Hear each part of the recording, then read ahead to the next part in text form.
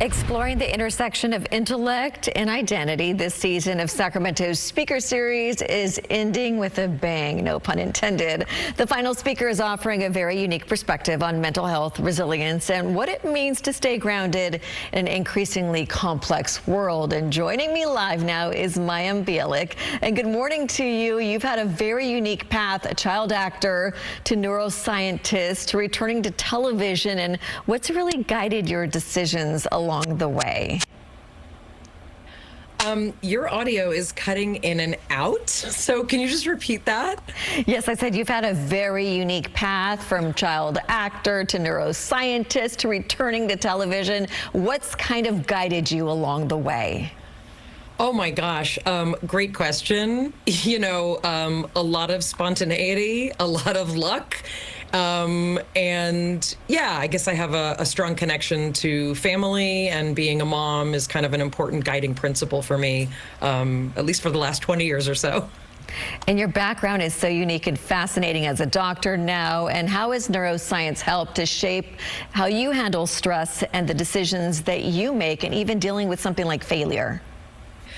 Yeah, I mean, I actually have a podcast called Mayim Bialik's Breakdown, where we talk about kind of the intersection of science and spirituality, with a very strong emphasis on sort of my neuroscience background and how it impacts the way we can make a lot of even small changes. You know, there are many that we talk about. We talk about things like meditation. We talk about things like having a relationship with a power greater than yourself. There's many, many things that people don't know about that we hope that we're educating people about on our podcast. For sure. And what was that moment where you went from actor to saying, there's more for me out there, I want to go back to school?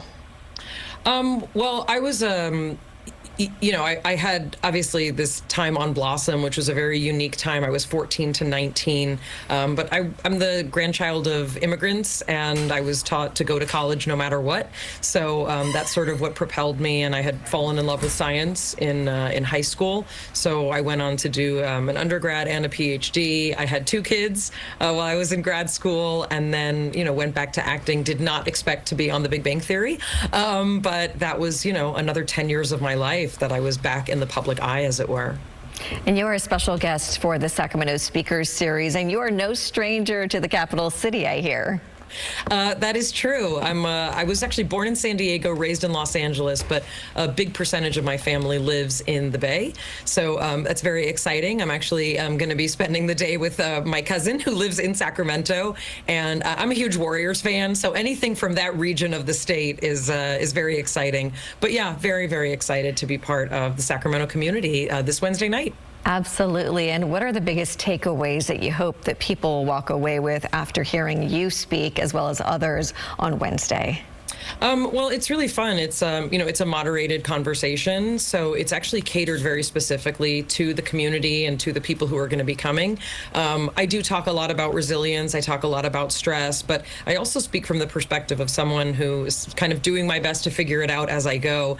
And that's honestly a lot of what we do here on our podcast, is try and figure out the things that practically work, and often don't, you know, cost a lot of money, which I think many of us have been told the way to mental health is buy this and go to this special therapy and all these things, but we actually have a lot of, you know, capability to generate a lot of solutions ourselves. So hopefully that'll come up as well. Absolutely. Looks like you're having a lot of fun with your podcast. What's next for you for your career? Do you think you'll be back on television? I don't know. I've been on 3 sitcoms in my life, and that feels like just about enough. But I was recently in the Jim Jarmusch movie, Father, Mother, Sister, Brother, which came out earlier this year.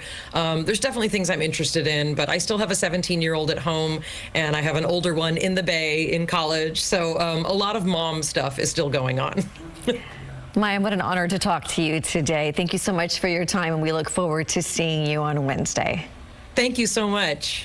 Have a great day.